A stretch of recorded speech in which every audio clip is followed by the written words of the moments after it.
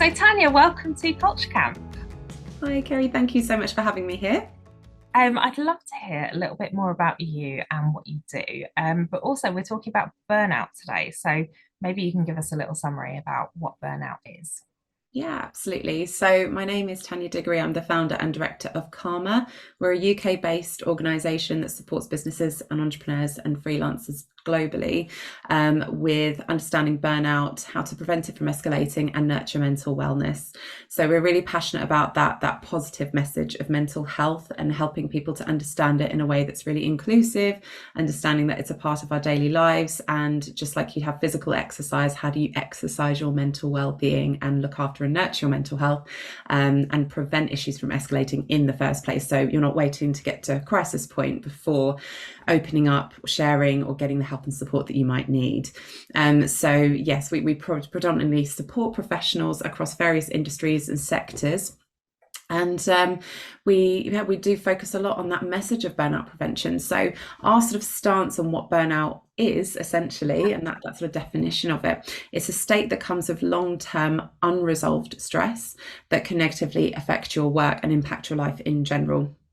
So in an ideal world, we believe that no one would experience burnout, but recently, especially in recent years, the World Health Organization, for example, have cited burnout as an occupational phenomenon, and there's been increasing studies to show just how much of an impact it's having on the lives of professionals as well, for various reasons. Of course, the period of COVID it's had its own sort of impact on people's lives and mental health as well, but also that kind of fast-paced 24/7 digital culture that we're living in, that kind of always feeling switched on, which we're not really designed as human beings to do.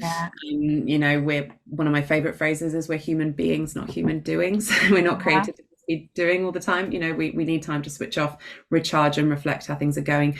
So that kind of always on mentality can inevitably lead to burnout. But also there's various other situations, whether it's sort of a caregiving situation, whether it's parenting, like there's other areas of your life where burnout can manifest if you're not feeling like you're able to take care of yourself, and things just feel like they're kind of running away with you. But particularly in the workplace, we're seeing it's very prevalent nowadays. So, yeah.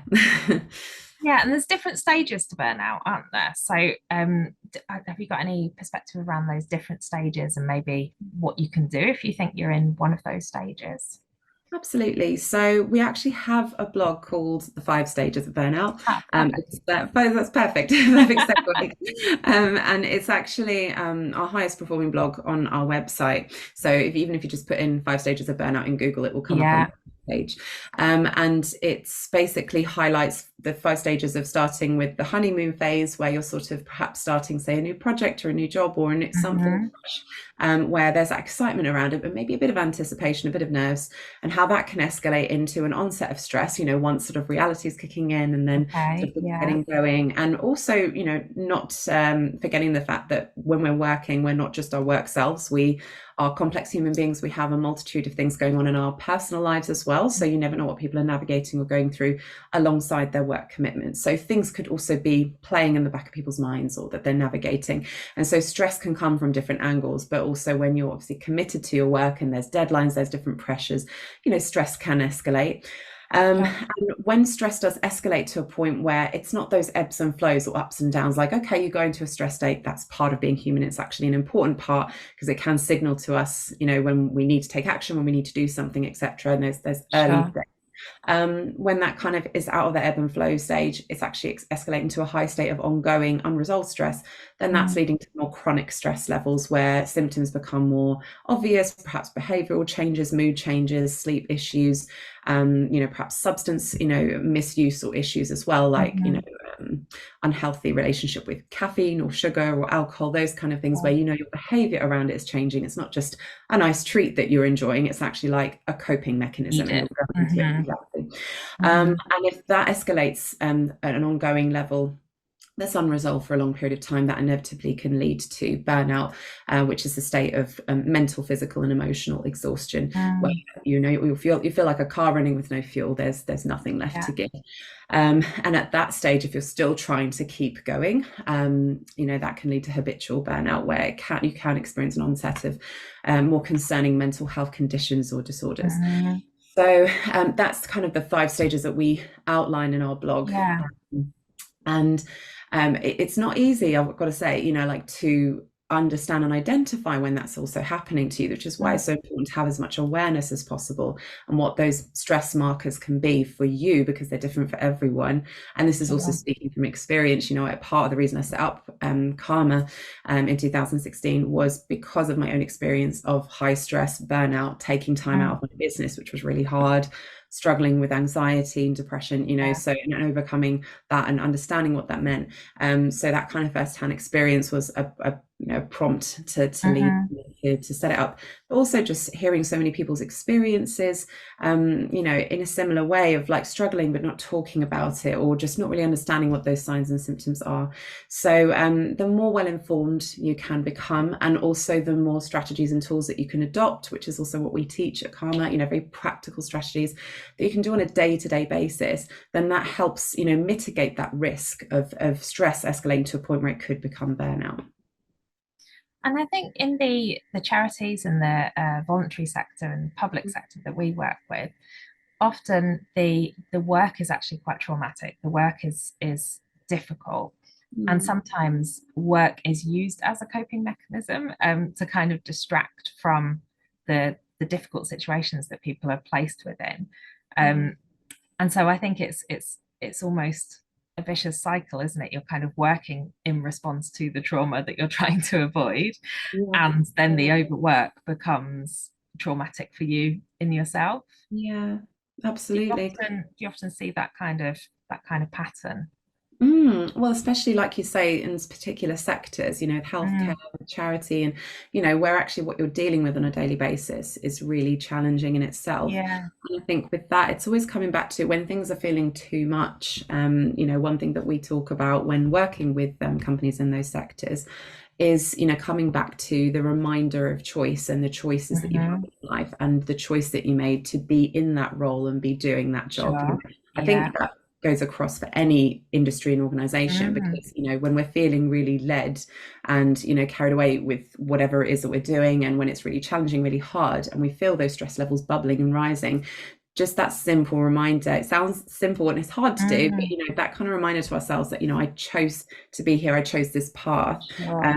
So also I And I can can, choose to change it, I guess. yeah, if it's really getting to me, because also for Yeah. some people, you ask yourself that question, like, would I rather be doing anything else? Mm, Even if it is challenging, it could be just that moment where you say, no, I wouldn't rather be doing anything else. And I can take this on. I just appreciate that sure. it will be difficult sometimes. And, I've got to tap into my support network. I've got to know what helps me, Yeah. feel balanced and feel more centered when I need to. But equally, for some people, they can have that realization of, this isn't exactly what I thought it would be for me, or I Mm, find this difficult to cope with for whatever reason. And perhaps it's not completely shifting direction or going into a different industry, but it's actually just changing direction slightly within the role that you're doing, or mhm. is there another opportunity within that company that you could explore that perhaps you would find less challenging but still very meaningful, and aligned with your purpose and your goal for working there in the first place. Yeah, and there's obviously a huge kind of personal responsibility to manage your own well-being and to manage your own avoidance of burnout. Yeah. But if we're creating a culture, a kind of burnout reducing culture, or creating a workplace or an organization where we are wanting to be supportive of staff and not let them get to that point, what are the kind of things that we could put in place? It's a great question, because so much of this does come down to culture. You can be one person in a massive company and still make a difference. Absolutely, don't get me wrong. Yeah. But it is so much more powerful when you have buy-in from the top down, when Hmm. there is a meaningful shift being created within your company culture, to embed long-term meaningful change, because addressing mental health. And appreciating its validity and how important it is in our daily lives, acknowledging the importance of burnout prevention, because it gets incredibly costly, not just for people's health, but for the bottom line for companies when Mhm. things just escalate and get to crisis point, and then people need time off work, etc. So Yeah. avoiding all of that, starts with looking at what is our culture like, and what do we do really well. I think it's always really good to start from that point, not just what else can we do or what can be improved. Start with what you're doing well, and then look at what areas of improvement is there. It could start with a simple pulse survey, pulse Mhm. survey across the organization, just to get an anonymous level of feedback as to, understanding Sure. exactly what it is that your staff and managers and senior leaders need, what they think the gaps are, etc., what they do think you're doing well. But really just that understanding and buy-in, like I say, from the board level, from SLT level, of understanding, that it is about human nature we're talking about here with mental health. It's about how we communicate, how we treat one another, how we treat ourselves, as you said, Kerry, as well. Yeah. And so, training I would always advocate for, of course, because, Mhm. that knowledge and education and awareness is a really important starting point. So, through masterclasses, through training courses, whatever it is, that makes sense for that company, just to get that broader awareness going and conversations starting. Sure. But even just to begin with, it could even be just getting those conversations started through utilizing awareness dates in the year, mental health awareness Mm. week, World Mental Health Day, etc., to bring together people within an organization to have open conversations, to talk openly, to do something that connects everyone on an important message. And be consistent. Don't just do a one-off. Well, that's Sure. better than nothing, but it is about consistency and what can you do long term. But also look at maybe champions for mental health within your organization. So people who are Mhm. dedicated, a group of employee volunteers, who have perhaps a vested interest in burnout prevention and nurturing mental health, and helping to train them up adequately. And then they could also work alongside their HR learning and development team to create a long-term mental health and wellbeing strategy and policy for the organization. So Sure. again, it's interweaving training, education, awareness with kind of a ongoing Yeah. pattern, and a method It's from that champion. it's that whole systems approach, isn't it? Because if Yeah. you've got a policy that says that's all about mental well-being and supporting people, and you're expecting people to have 10 meetings a day back to back, then there's a disconnect between your policy and your practice, isn't there? Mm, And I think sometimes leadership teams can be scared of asking, of doing those kind of surveys and asking what you need, what you want, in mm, case they then can't deliver on it.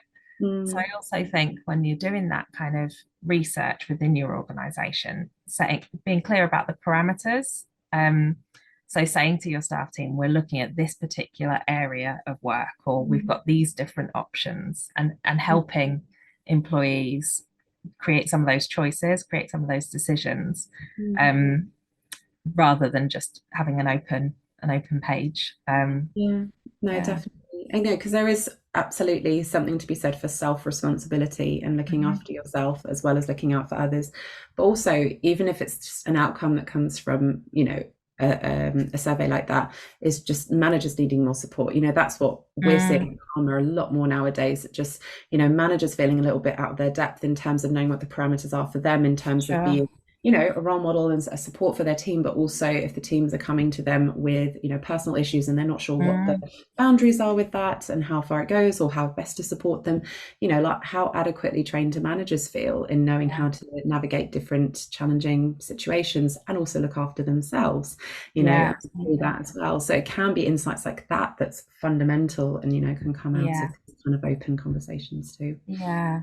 We offer some reflective practice sessions as part of all of our projects, which are really for people to come together and kind of process the emotional impact of the work that they're doing together. Mm, Um, and that's a concept that's come from therapeutic spaces, counselors, therapists, and actually that coming together and talking about your experiences can be so valuable, can't it?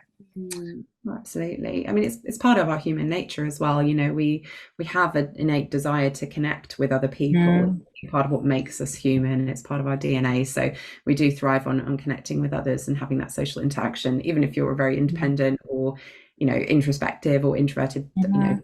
being.